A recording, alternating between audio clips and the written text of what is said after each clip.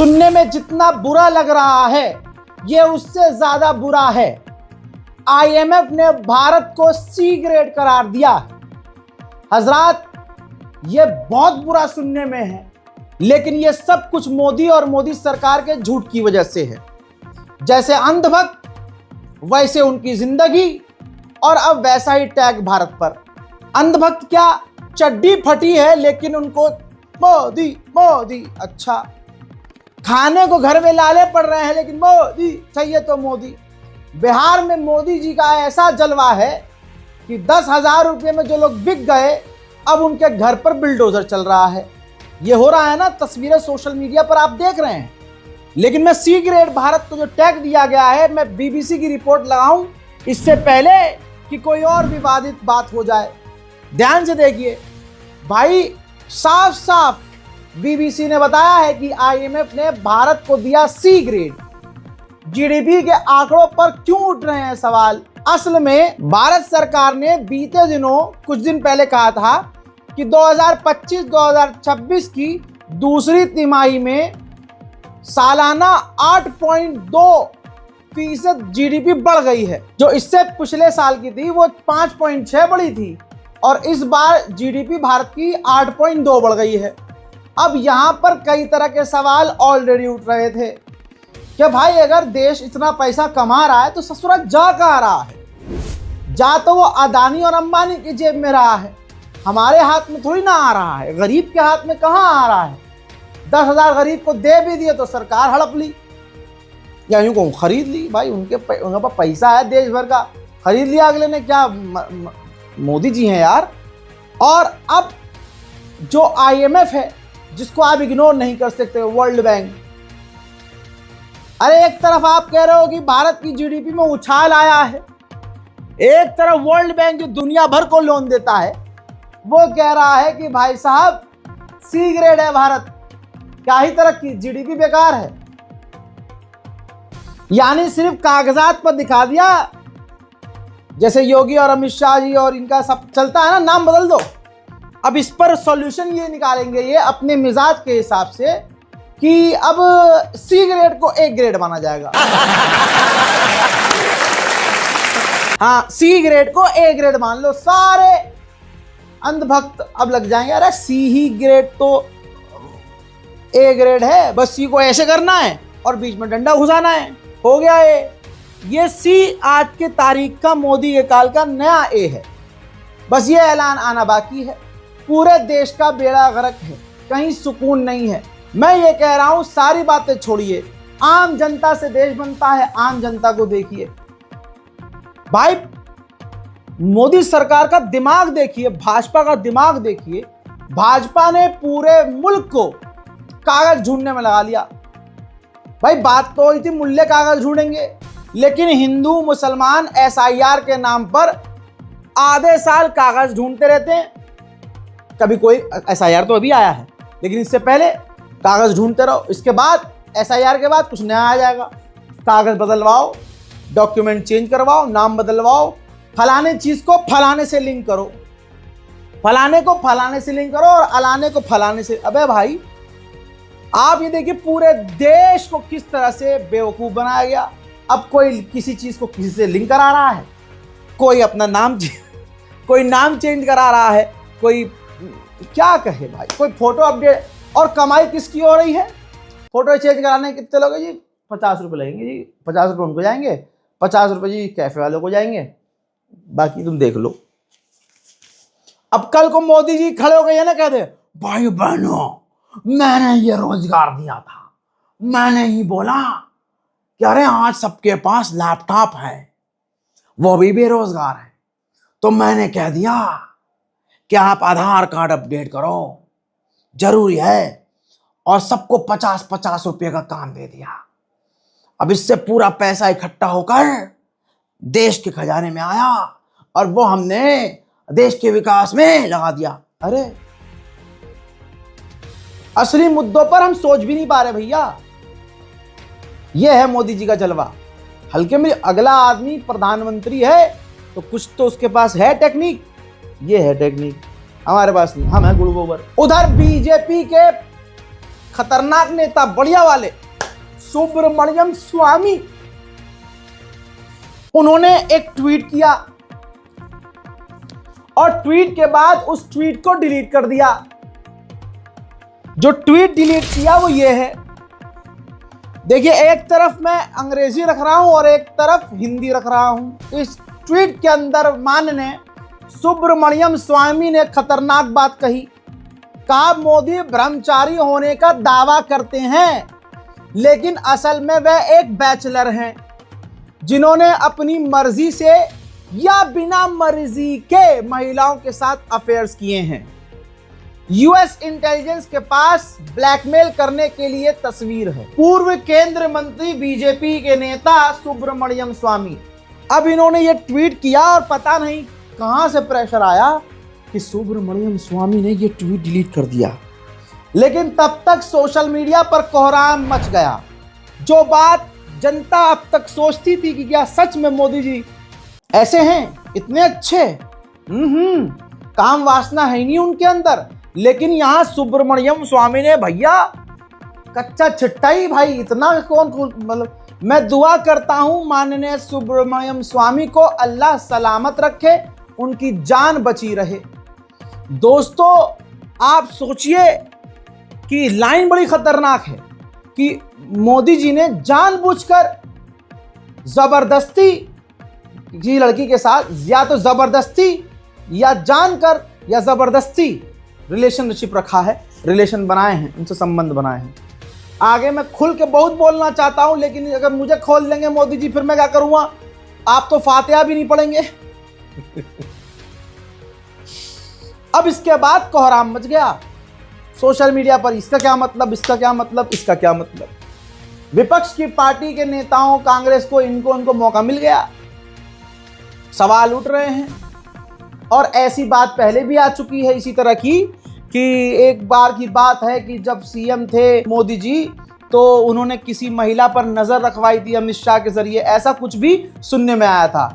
लेकिन यहां तो मेन नेता जो सेंट्रल गवर्नमेंट के नेता है, जो बीजेपी से ही है, सुब्रमण्यम स्वामी, उन्होंने भाई साहब नाड़ा ही खोल दिया।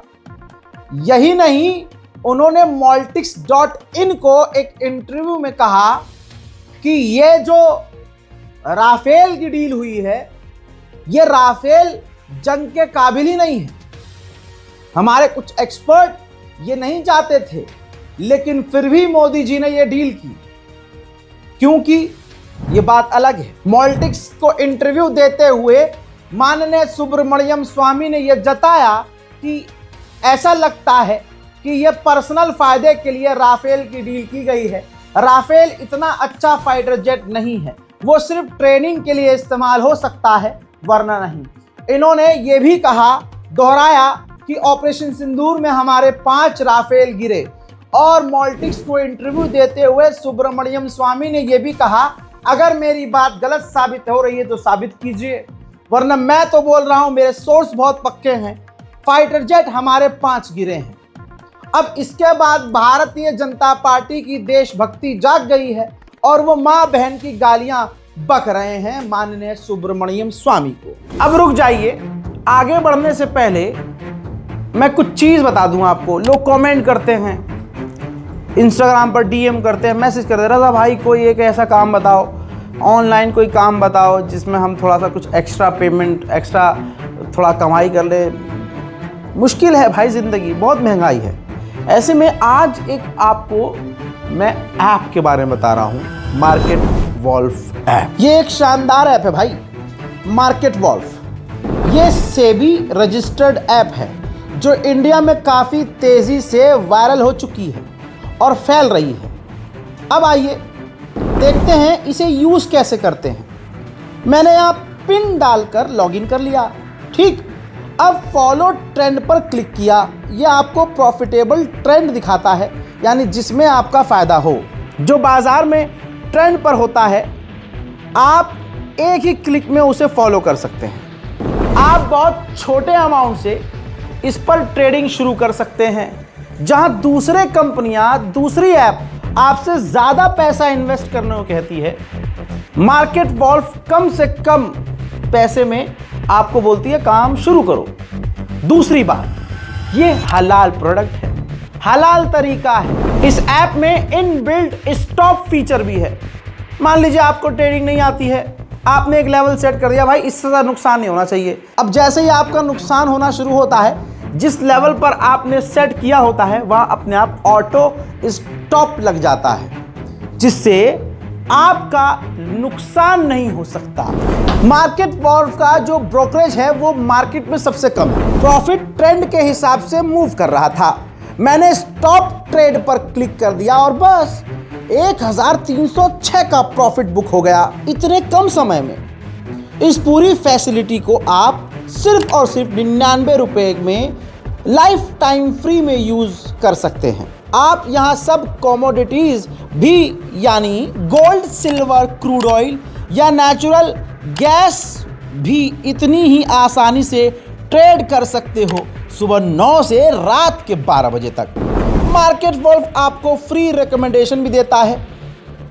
ये देखिए, लोगों ने 14 तारीख को एक दिन में 12,240, जून में 70,468, जुलाई में 59,696 और अक्टूबर में 58,207 का प्रॉफिट बुक किया है। ठीक, और इस प्रॉफिट पर मार्केट वॉल्व का कोई कमीशन नहीं लगा। भाई इस ऐप मार्केट वॉल्व के 2 मिलियन से ज़्यादा डाउनलोड हो चुके हैं और लगातार लोग डाउनलोड कर रहे हैं। तो भाई फालतू दिमाग काहे लगा रहे हो, काहे का इंतज़ार कर रहे हो? जल्दी से जाइए, डाउनलोड कीजिए। और अधिक जानकारी के लिए लिंक जो है डिस्क्रिप्शन में डाल दिया गया है। हमारे भारत के भाई देखो, थोड़ा थोड़ा कमाई का भी मैं बता देता हूँ, आपके फ़ायदे के लिए रहता है। जो सही चीज़ है मैं आपको बता देता हूँ, बाकी आपकी मर्ज़ी है। महंगाई बहुत ज़्यादा है ना, तो थोड़ा साइड से भी, तो इसलिए मैंने ये आपको बताया था, आगे भी बताता रहूँगा। हजरात, सुब्रमण्यम स्वामी सिर्फ मॉलिटिक्स को इंटरव्यू देते हुए यहाँ नहीं रुके, उन्होंने खतरनाक खुलासा किया और उससे बहुत दिमाग को बहुत जवाब मिल गया। बहुत सारे लोगों के दिमाग में था कि माननीय जयशंकर के पास ऐसा क्या, ऐसी कौन सी स्किल है कि उनको भारत का विदेश मंत्री बनाया गया। जो आदमी ANI को इंटरव्यू देते हुए ये रिकॉर्ड हो गया कि आप चीन को क्या समझते हो, चीन इज अ बिगर इकोनॉमी। वो वीडियो वायरल है जिसमें वो समिता को इंटरव्यू देते हुए ANI की जो है कि चीन को आप क्या वो बड़ा इकोनॉमी है, आप क्या उम्मीद करते हो कि हम छोटी इकोनॉमी वाले जाके लड़ेंगे उनसे? ना ना ना। तो अब जिस आदमी के दिमाग में पहले से ही हार है कि भाई हम तो चीन से जीत नहीं सकते, तो वहां पर कई सारे बच्चे, कई सारे लोगों के दिमाग में था यार हम इतने वीक है क्या। ये घूम ही रहा था। मॉलिटिक्स का आज इंटरव्यू हो गया, उसमें उन्होंने देखिए इस वीडियो में साफ साफ कहा है कि जब मोदी जी CM थे, यानी पहले की बात है, प्रधानमंत्री नहीं थे, तो लाइन में कॉपीराइट के चक्कर में वीडियो प्ले नहीं कर रहा हूं, बस आप ये स्क्रीनशॉट देख लीजिए, ट्वीट पर भी इनके मौजूद है, जिसमें इन्होंने कोट किया है कि मोदी जी चीन में ऐश करने जाते थे और सारा इंतजाम एस जयशंकर करते थे। छी छी। और PM मोदी ने शायद एहसान के बदले जयशंकर को विदेश मंत्री बनाया है। आप समझ रहे हैं? जयशंकर साहब जो आज देश के विदेश मंत्री हैं, वो एहसान उतारा है भारत के प्रधानमंत्री मोदी जी ने, ऐसा माननीय सुब्रमण्यम स्वामी ने कहा है। अल्लाह इनको सलामत रखे। दोस्तों, हर पॉइंट, हर मुद्दे पर सरकार पूरी फेल रही है, पूरी फेल। जब प्रधानमंत्री के लिए बिलख रहे थे तो उनकी तरफ, भाजपा की तरफ से यह कहा गया था कि हम अरे नीरव मोदी को पकड़ के लाएंगे, हम वो किंगफिशर वाले को, विजय माल्या को पकड़ के लाएंगे। लेकिन पकड़ के क्या लाए? अरे भाई, बांग्लादेश की शेख हसीना। माफ कीजिएगा, निकल जाती है थोड़ी सी मेरी हंसी। क्या काटा है भाई साहब। और सुनिए, तब कहा था काला धन वापस लेके आएंगे, आज संसद में क्या कहा, ध्यान से सुनिए। लाना तो दूर की बात, 10 साल में भारत से कितना काला धन विदेश भेजा गया है, इसका कोई रिकॉर्ड नहीं है, ना कोई जानकारी है। यह मोदी जी ने कह दिया है और आप दबाते रहिए भाजपा का जाके बटन। आगे बढ़ते हुए मजेदार खबर देखिए। जो खबर मैं आपको बता रहा हूं उससे पहले आप देख रहे हैं भारत की राजधानी की जनता का दोगला रवैया। भाजपा भाजपा करके भाजपा को जिताया और आज ना उनके घर में पानी साफ आ रहा है, ना उनको हवा साफ मिल रही है और बेचारे फंसे ऐसे कि रेखा गुप्ता जी का नाम तक नहीं ले सकते। और प्रदूषण की वजह से हालात इतने खराब कि गोदी मीडिया रेखा गुप्ता का नाम नहीं ले रही है। यार बड़ा मस्त मजा आ रहा है। हम तो बर्बाद हैं, नंबर तुम्हारा भी लग गया है भाई। आज तक ने खुलासा किया खुद, पहले का पराली जलाइए। खास समुदाय के लोग भाजपा को अब बचाने के लिए अरे पराली जलाइए यार, पहले भी ना होते थे क्या? अच्छा लो ध्यान से देखिए, गुचट्टे तमाम देखें। आज तक ने खुद ही लिखा, खुद ही फोटो शेयर किया। क्या लिखा? पराली नहीं दिल्ली जहरीली हवा का असली गुनहगार। नई स्टडी में चौंकाने वाला खुलासा। Centre for science and environment की रिपोर्ट के मुताबिक दिल्ली की जहरीली हवा की असली विलन ट्रैफिक और स्थानीय कारक है, पराली का धुआं नहीं। इस बार दिल्ली के वायु प्रदूषण में पराली के धुएं का योगदान सिर्फ 5% है। समझ रहे हैं दोस्तों? तो यानी अभी भी गोदी मीडिया में दम नहीं है कि जैसे केजरीवाल का फोटो लगाकर उसकी खांसी का, पूर्व सीएम की खांसी का तक मजाक उड़ाया था इन्होंने, और आज अंजना ओम मोदी को खांसी नहीं आ रही है। माफ कीजिएगा अंजना ओम कश्यप है जो भी है, लेकिन करती तो काम मोदी वाले ही है वो। बहरहाल आज दुख होता है उन तमाम पत्रकारों को देखकर जो अपने आप को पत्रकार कहते हैं। उनका दोगलापन उन्हीं के ट्रैक रिकॉर्ड पर मौजूद है कि कल वो क्या कहते थे दिल्ली में प्रदूषण होने पर और आज क्या कहते हैं। सोशल मीडिया पर वीडियो वायरल हो रही है, दिल्ली में सांस लेना मुश्किल है। सीजीआई कह रहे हैं कि भैया घर से काम करो, मैं तो सुबह सुबह सिर्फ टहलने निकला था, सांस लेना हराम हो गया, इतना प्रदूषण है। और हमारे मोदी जी वहीं प्रदूषण के हालात में खड़े हुए कहते हैं आप मौसम का मजा लीजिए। वाह, आप भी मौसम का मजा लीजिए।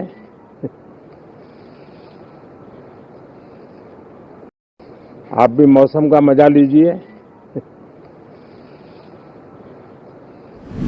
अमृतकाल देखने के शौकीन हैं तो इंडियन एक्सप्रेस गोदी मीडिया का ही ये अपडेट देख लीजिए। दिखाया गया है कि इतिहास में भारत का रुपया सबसे नीचे आकर गिरा है।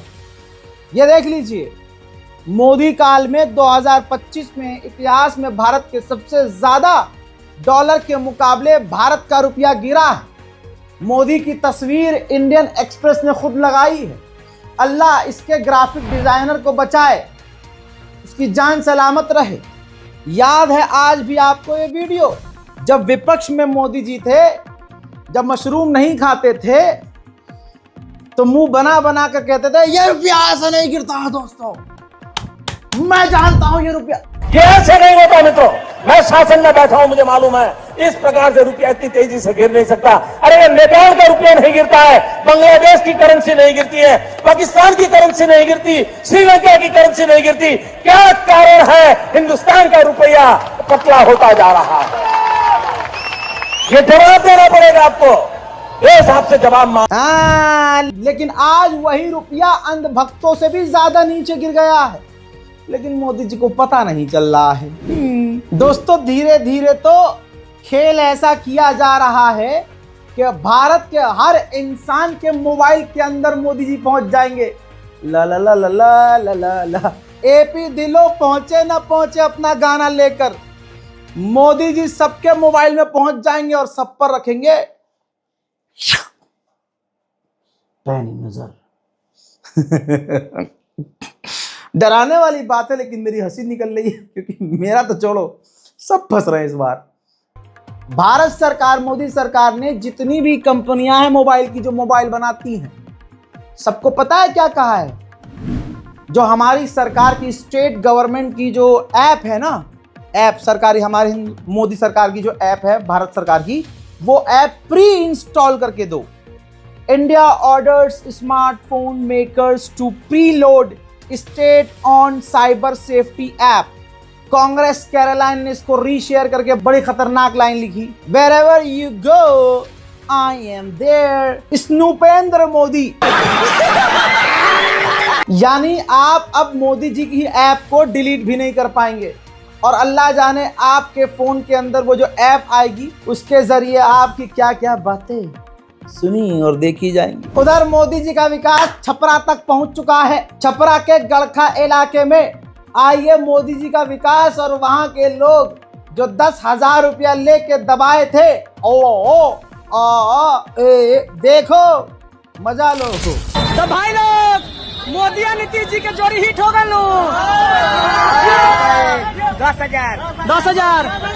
10,000 अरे वाह, जोड़ी मोदी और नीतीश जी के हिट हो गई। 10,000 का कमाल हो। 10,000 लगा के देख लो भाई। अरे रे मर्द पैसा में ढेर लगल, 10,000 नहीं लगल। राइट जा ले गल वो।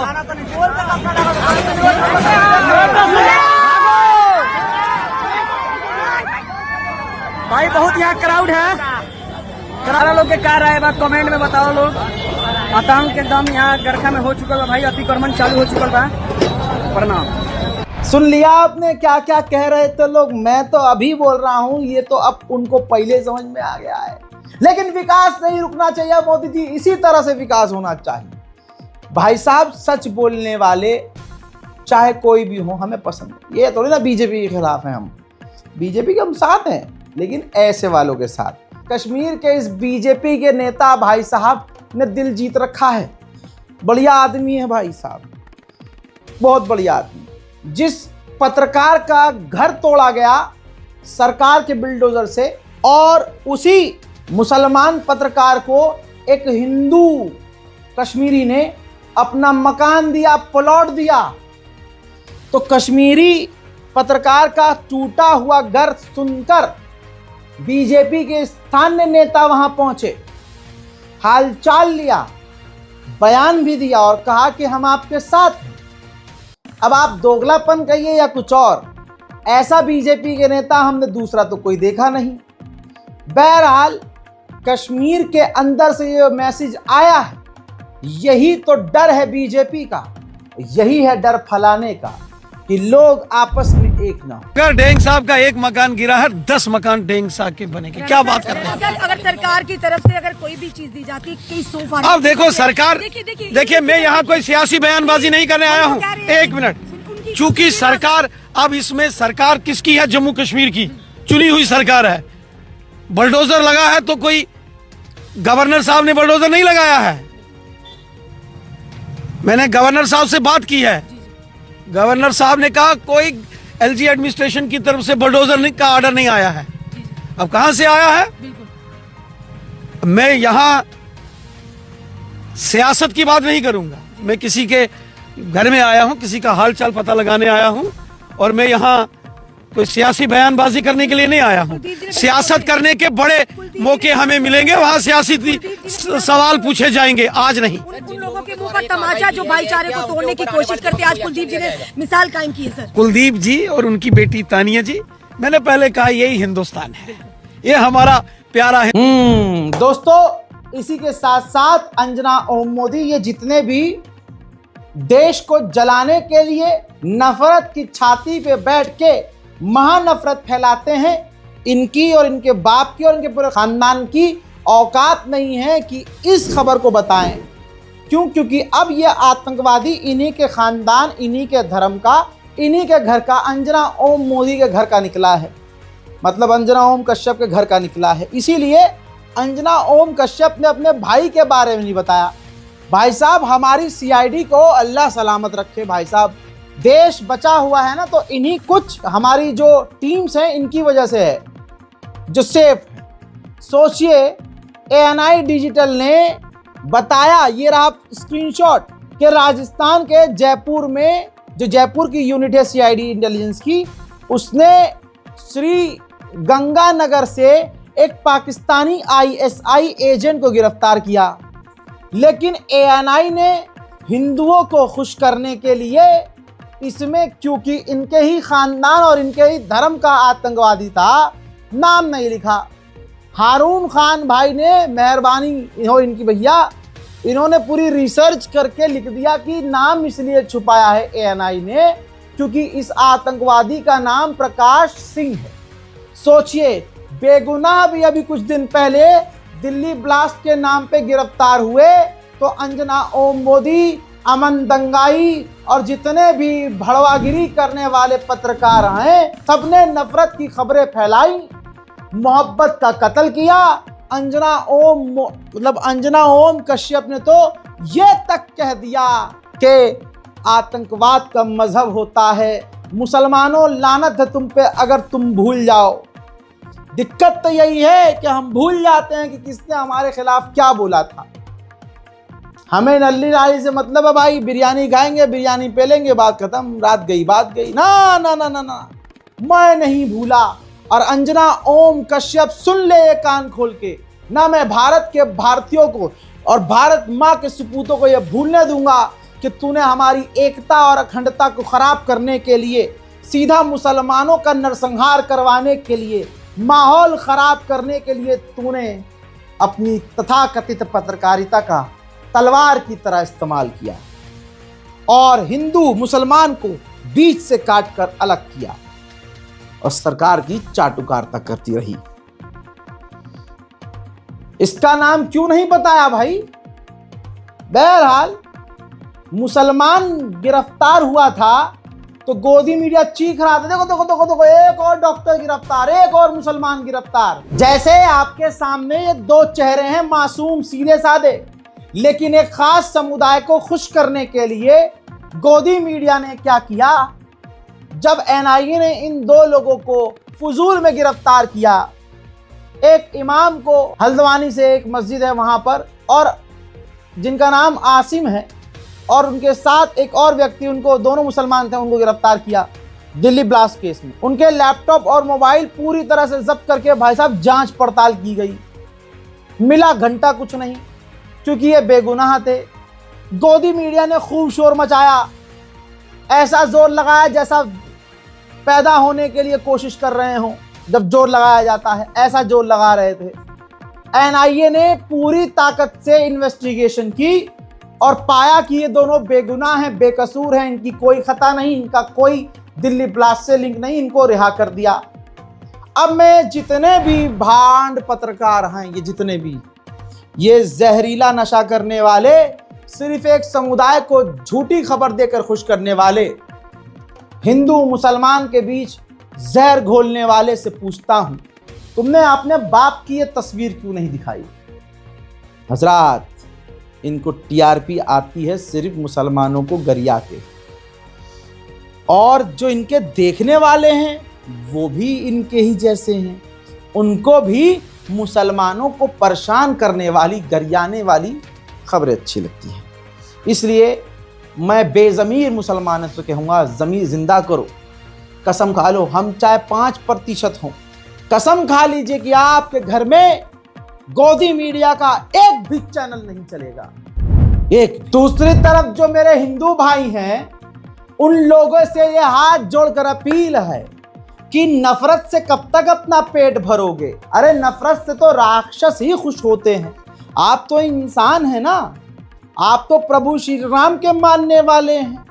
वो बात अलग है कि अक्सर आप जैसे लोग, हिंदू नामी लोग, दूसरों को, बहन बेटियों को कमेंट में, हिंदुओं को ही कमेंट में माँ बहन की गाली बकते हैं, गंदी गंदी। प्रोफाइल पर भगवान श्री राम की तस्वीर होती है, बायो में बम बम बोले लिखा होता है, जय श्री राम, जय महाकाल लिखा होता है। ये तो पहचान क्लियर हो ही गई है। लेकिन मैं आपसे कहना चाहता हूं, कब तक आप नफरत के पुजारी बनेंगे? कब तक आप नफरत से खुश होते रहेंगे? आज की तारीख में ये फैक्ट है, चैट GPT, जेमिनी, किसी भी गूगल कर लीजिए, सबसे ज्यादा मुगल पुगल गए अपनी तेल लेने। मुगलों ने इतना मंदिर नहीं तोड़ा जितना मंदिर खुद इस आपकी पसंदीदा भाजपा ने तोड़ा है। ये तस्वीरें देखिए। मैं तो मुसलमान हूं और मैं कभी ख्वाब में भी नहीं सोच सकता था कि जो राम राम करने वाली सरकार है, वो अपने ही ताकत से आप लोगों के सामने आंखों के आपके सामने ऐसे प्राचीन 100 साल पुराने मंदिरों को तोड़ेगी, जिसमें हनुमान जी की मूर्ति भी खंडित की जाएगी। लेकिन यह आपकी ही बेगैरती है, क्योंकि आपको बेगैरत होना पड़ेगा, क्योंकि आपने ही प्रभु श्री राम के नाम पर एक व्यक्ति को इतना ऊपर कर दिया कि अब आप सोच रहे होगे कि इसे उतारे कैसे। सच्चाई यही है। खबर आपको मिल गई होगी, दिल्ली में आरएसएस का जो दफ्तर है, सिर्फ उनको आरएसएस वालों को अपने लिए पार्किंग चाहिए था, तो 1500 साल पुराना जो मंदिर बाजू में था, एक मुसलमान बता रहा है, मेरे हिंदू भाइयों सुनो, 1500 साल पुराना मंदिर आरएसएस ने तोड़ दिया, क्योंकि आपने आरएसएस को राम जी से ऊपर कर दिया, क्योंकि आपने ऐसे इंसान को चुना कि जिसकी आईटी की टीम और जिसका जमीर एक्सेप्ट करता है कि प्रभु श्री राम छोटे दिखाए जाएं और मोदी जी को बड़ा दिखाया जाए कार्टून में, कि मंदिर में राम जी को मोदी जी लेकर लौट रहे हैं। ये सब ऊपर वाले की नाराजगी है, जो लाठियां चारों तरफ से हम सब पर पड़ रही हैं। देखना चाहोगे, सुनना चाहोगे, मेरी ज़बानी नहीं, अपने हिंदू भाई बहनों की ज़बानी सुनो, और दिल में तकलीफ हो तो अगली बार दबाना तो सोच लेना। अगली बार मुसलमान के खिलाफ जहर उगलने से पहले मैं तमाम हिंदू भाइयों से अपील करूंगा, सोचना कि हमें लड़वा कौन था। सभी को जय श्री राम। ये हिंदू टेम्पल है आपका अपना झंडे वालान मंदिर में, और ये आरएसएस की बिल्डिंग है यहाँ पर अपना झंडे वालान मंदिर में। ये मंदिर का इतिहास 1400 साल पुराना है। सन 1947 से हम यहाँ बैठे हैं और यहाँ पे मंदिर की सेवा कर रहे हैं। सभी श्रद्धालु सेवादारों को दिखाइए, सभी श्रद्धालु सेवादार यहाँ पे वेट कर रहे हैं कि किसी तरीके से कि आरएसएस कार्रवाई रुके। सिर्फ और सिर्फ आरएसएस को पार्किंग चाहिए, सिर्फ पार्किंग के चक्कर में इस मंदिर को तोड़ा जाता है। क्या सही है? 1400 साल पुराना मंदिर सिर्फ पार्किंग के लिए तोड़ा जा रहा है। श्री राम मंदिर बना था अयोध्या में, पूरे हिंदुस्तान ने देखा था, मोदी जी की, योगी जी की फोटो हर जगह आई थी, और आज मंदिर टूट रहा है। कहाँ है इनकी फोटो? कृपया करके इस वीडियो को फैलाइए, और ताकि ये वीडियो मोदी जी तक, योगी जी तक जरूर पहुंचे। यूपी के मेरठ की घटना ने एक बार फिर से एग्जाम्पल सेट किया है कि ये जो बहुसंख्यक समाज हमारा हिंदू समाज है, ये मुसलमान से कितनी नफरत करता है, और नफरत की इंतहा ये कब की पार कर चुके हैं। आप इनके साथ कितने भी अच्छे हो जाइए, ये आपको आतंकवादी ही मानेंगे और आपको गलत साबित करने के लिए एड़ी चोटी का जोर लगा देंगे। खाने के लिए घर में चाय हो ना, लेकिन नफरत फैलाने के लिए सबसे आगे।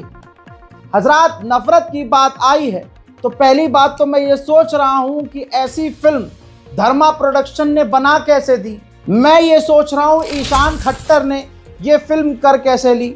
मैं ये सोच रहा हूँ कि इस फिल्म के अंदर काम करने वाले जितने टॉप के एक्टर और एक्ट्रेस हैं, इनको अपनी जिंदगी का कोई खतरा नहीं था क्या? दोस्तों, फिल्म का नाम है होम बाउंड, नेटफ्लिक्स पर मौजूद है। मैंने ये कल बैठकर देखी है। मेरा दिल इतना मजबूत है कि गाजा और फिलिस्तीन के मामलों में ही मैं रो पाता हूँ, मेरी आंख तभी नम होती है। लेकिन इस फिल्म होम बाउंड जो मैंने देखा, पूरी देखी, इस फिल्म ने मुझे रुलाया, और हर 3 मिनट के अंदर मेरे मन से इस फिल्म के डायरेक्टर और एक्टर और एक्ट्रेस के लिए दुआ निकल रही थी। जिस तरह से ईशान खट्टर ने एक मुसलमान का रोल निभाया और उनके दोस्त सहयोगी ने एक दलित का, पिछड़े वर्ग का रोल निभाया।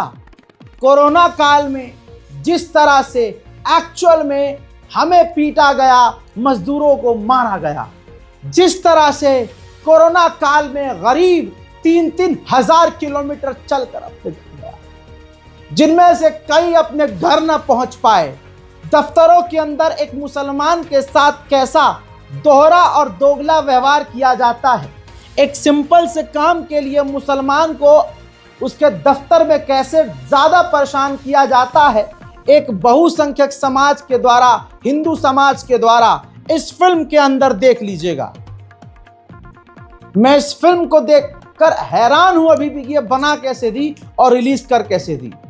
काफी समय टीम से इस बारे में डिस्कशन किया तो फिर हम एक पॉइंट पर राजी हुए कि हाँ, इसीलिए इसको नेटफ्लिक्स पर रिलीज किया गया, क्योंकि यहाँ सिनेमा हॉल में अगर रिलीज होती तो पहली बार मोदी जी रिलीज नहीं होने देते, और होती भी रिलीज तो इतने इसमें सेंसर किए जाते कि ये सारी सेंसलेस हो जाती।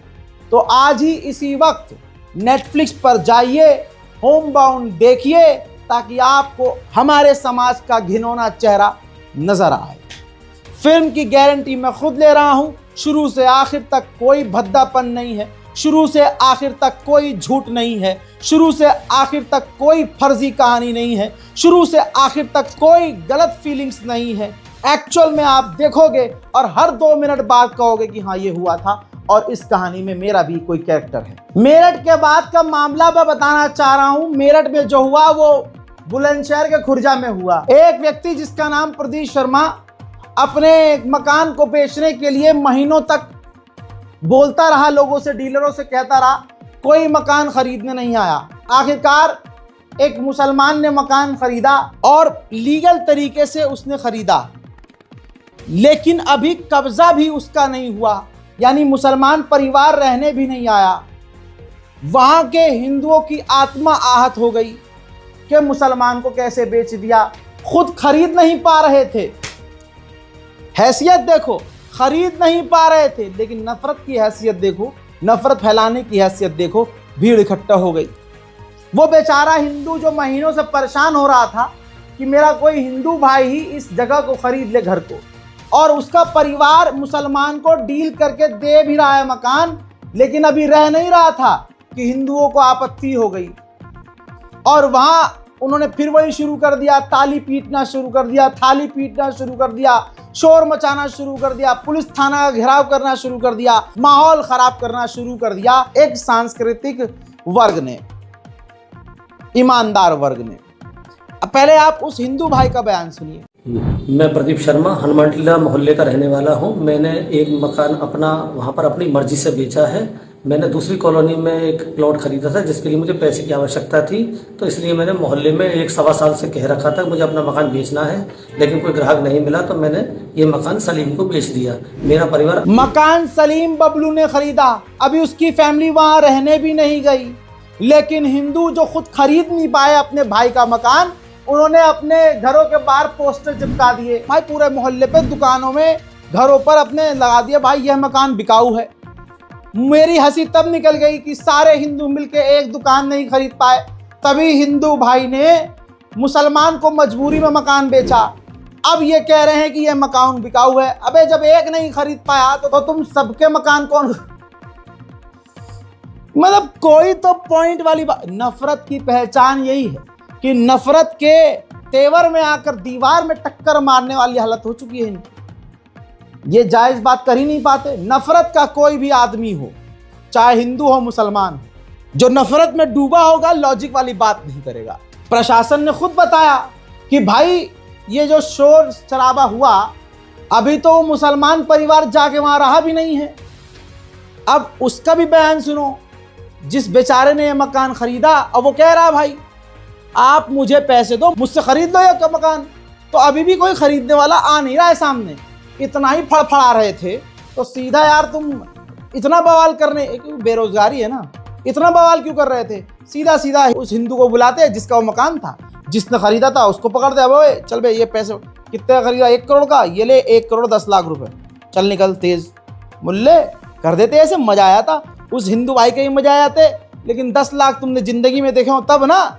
लेकिन तुम्हें अपनी भारत माँ की छाती पर बैठकर नफरत फैलानी है, अपने भाइयों से ही नफरत फैलानी है, जबकि हिंदू मुस्लिम सिख ईसाई से मिलकर यह भारत बनता है। ओह शिट, ये लॉजिक आरएसएस के पास नहीं है और आरएसएस वालों के पास नहीं है। मेरा नाम सलीम है और सलीम बबलू है, और मैंने एक मकान हनुमान टीला में प्रदीप शर्मा जी से लिया है, जिसका बैनामा हो चुका है, और अभी मैं वहाँ रहने नहीं गया हूँ जिस मकान में अभी प्रदीप शर्मा जी की फैमिली रह रही है, और नहीं मैं अभी गया हूँ, नहीं मैंने अभी कोई वो लिया है। अगर किसी को कोई भी प्रॉब्लम हो रही है तो मैं सेल कर दूंगा, जो लेना चाहे वो ले सकता है, मुझे कोई प्रॉब्लम नहीं है। और वहां पे जैसे आसपास के लोगों को जानकारी मिली कि इन्होंने किसी दूसरे समुदाय को मकान बेच दिया है, तो वहां इस तरह के पोस्टर लगाए। यद्यपि जानकारी में ये भी बात आई है कि अभी तक प्रदीप शर्मा का परिवार ही उसमें आवासित है, बबलू वहां पे गया ही नहीं है, वहां कब्जा ही नहीं पाया अभी तक। और सलीम बबलू से बात की गई तो वो अपना मकान दोबारा फिर किसी को बेचना चाहता है, कोई भी आसपास के लोग, उसी मोहल्ले के लोग कोई भी ले सकता है। अगर वो है तो तैयार है इस बात को, मकान को वापस करने को भी तैयार है। तो वहां पे इस तरह से पलायन जैसी कोई बात नहीं है। लोगों को इस तथ्य से जानकारी में डाला गया, लोगों ने पोस्टर भी हटा लिया है और वहां पे शांति है। आप संस्कारी समुदाय की असलियत देखिए। इनसे जुड़े हुए जितने लोग मिलेंगे मुसलमानों की नफरत में डूबे हुए, बिना सर पैर की बात करेंगे और प्रभु श्री राम इनको खुद फंसाएंगे। ये खुद फंस जाएंगे भाई साहब। अभी मुसलमान उस मकान में गया ही नहीं रहने, और वहां के शरीफ ईमानदार हिंदुओं ने क्या उड़ा दिया कि जी मुल्ले आगे रहने, यहाँ पे हड्डियां फेंकी हुई हैं, मांस मच्छी फेंकी हुई है। मुल्लों ने देखो सच्चाई क्या है। अब मंदिर के पड़ोस के मकान की स्थिति ऐसी आ गई है कि हर दूसरे दिन यहाँ पे हड्डी वड्डी फेंकने लगी है। और जो कहा जा रहा है कि वहां पे इस तरह के हड्डी मांस मछली फेंकने की बात है, बिल्कुल झूठा है, क्योंकि वो तो वहां पे भी गया ही नहीं है, अभी वहां पे रहना ही शुरू नहीं किया। ये है हाल हमारे भारत माँ का। भारत माँ की तस्वीर इन मुल्लों ने नहीं बिगाड़ी है। हाँ, फिल इन द ब्लैंक्स। तू समझा? हाँ। नहीं, तू समझा नहीं। आज भारतीय मुसलमानों के लिए सड़क पर चलना मुश्किल हो चुका है। हिंदू समुदाय के पास अब हथियार है। याद रखिएगा, हिंदू समुदाय मुसलमानों के लिए सच नहीं बोल रहा, वो झूठ बोल। मुसलमानों को फंसाना हिंदुओं के लिए इतना आसान है जितनी मैंने चुटकी बजाई। लाइव एग्जाम्पल है, ट्रेन के अंदर कुछ आपस में बहस हो गई सीट को लेकर। सामने हिंदू होगा, इधर मुसलमान होगा। बहस इतनी बढ़ गई कि भाई साहब संस्कारी समुदाय के व्यक्ति ने फोन कर दिया आरपीएफ को, रेलवे पुलिस को। ये रहा आज तक का प्रूफ आपकी स्क्रीन पर। पूरी कहानी खुद आज तक नहीं बताई है। संस्कारी समुदाय ने आरपीएफ को फोन करके बोला कि ट्रेन में आतंकवादी हैं। अब हीराकुंड एक्सप्रेस में सीट को लेकर ये कहानी हुई थी, लेकिन टेरर अलर्ट जारी हो गया। आरपीएफ हमारे देश के लिए सुरक्षा, रेलवे सुरक्षा के लिए भाई फौरन जांच शुरू कर दी ट्रेन को रोककर। एक यात्री ने 3 मुसलमान यात्रियों को झूठा आतंकी बता दिया। एक हिंदू ने 3 मुसलमानों को देखकर तीनों को आतंकी बता दिया, क्योंकि उस हिंदू को मुसलमान की सीट छीननी थी। पुलिस ने 4 लोगों से पूछताछ की, यानी उस मुसलमान से भी, तीनों से, और उस व्यक्ति से भी पूरी जांच की। जांच करने के बाद आरपीएफ ने बताया, आज तक का प्रूफ आपके सामने है, कि उसमें कोई आतंकी नहीं था। मामला सारा सीट का था। हिंदू को चाहिए तो मुसलमान अपनी सीट छोड़ के हट जाए, वरना मैं उसे आतंकी कह दूंगा। हालांकि आज तक ने आगे यही नहीं बताया, इतनी बड़ी झूठी अफवाह फैलाने वाला ईमानदार हिंदू, उसको क्या सजा मिली। अजीब सजा क्या मिली, मैं कह रहा हूं इनाम मिला होगा। कितना बढ़िया आइडिया दे दिया इसने। लेकिन मुसलमानों से यही कहूंगा कि डरो नहीं, संविधान से ऊपर कुछ नहीं है। अल्लाह का नाम लो, संविधान को दिल में रखो, ईमान को ताज़ा रखो और डरना बंद कर दो। संविधान है भाई, और कितना जुल्म कर लेंगे ये, मानते तो वो भी किसी को हैं। शर्म तो आप देखिए कितने बड़े लेवल पर जलील हो रहे हैं, पूरी दुनिया में नंगे हो रहे हैं। तो इस आखिरी खबर से क्या साबित हुआ कि एक खास समुदाय मुसलमानों को फंसाने के लिए कुछ भी अंड शंड बोल देता है। तो इसी तरह से ये दुनिया में नंगे होते रहेंगे और इस्लाम इसी तरह से आगे बढ़ता रहेगा। इस्लाम आतंक का नाम नहीं है। जिहाद वो जिहाद नहीं है जो तुम कहते हो लड़न जिहाद और कद्दू जिहाद और जी मेरा ये जिहाद। ये तुम्हारे दिमाग की उपज है, क्योंकि तुम्हारे पास सरकार के खिलाफ बोलने के लिए कुछ नहीं है, तुम्हारे पास हक बोलने के लिए कुछ नहीं है। तुम्हें काम पे लगाया गया नफरत फैलाने के, लेकिन तुम भारत माँ कह के खुद भारत माँ के चीथड़े उड़ा रहे हो इस देश की एकता अखंडता को तोड़ के। मैं पूरे हिंदुस्तान, पूरे भारतवासियों से अपील करूंगा, आज भी वक्त है। भारतीय नेताओं के चक्कर, चाहे कांग्रेस हो, चाहे भाजपा हो, चाहे एमआईएम हो, सब चीजों से किनारे हटके जरा ऊपर उठकर मुल्क के तौर पर सोचो, अखंडता और एकता के तौर पर सोचो। अबे जब हमें अखंड भारत चाहिए और हम खुद खंडित हो रहे हैं, तो हमें अखंड भारत कैसे मिलेगा? किसी को तकलीफ है, पर्सनल खुन्नस निकालो ना। बहरहाल उम्मीद है कि ये नेशनल प्राइम टाइम आपको पसंद आया होगा। आपको मैंने बताया था मार्केट वॉल्व के बारे में, जाइए डिस्क्रिप्शन में डाउनलोड लिंक है, क्लिक कीजिए, डाउनलोड कीजिए। कमेंट सेक्शन में भी लिंक को मैंने डाउनलोड लिंक को मैंने पिन कर दिया है आपकी आसानी के लिए। अब आपके घर आकर मोबाइल खोल के डाउनलोड तो नहीं करूंगा मैं मार्केट वॉल्व, इतना तो आपको खुद आना चाहिए। विकासशील देश है भाई हमारा, कम से कम कमाना है तो एड़ी चोटी खुद भी घिसिए। इस रिपोर्ट को शेयर कीजिए, अपनी राय कमेंट में लिखिए, चैनल को सब्सक्राइब कीजिए। मैं हूं रजा और आप देख रहे थे रजाग्राफी अनस्क्रिप्टेड। जय हिंद।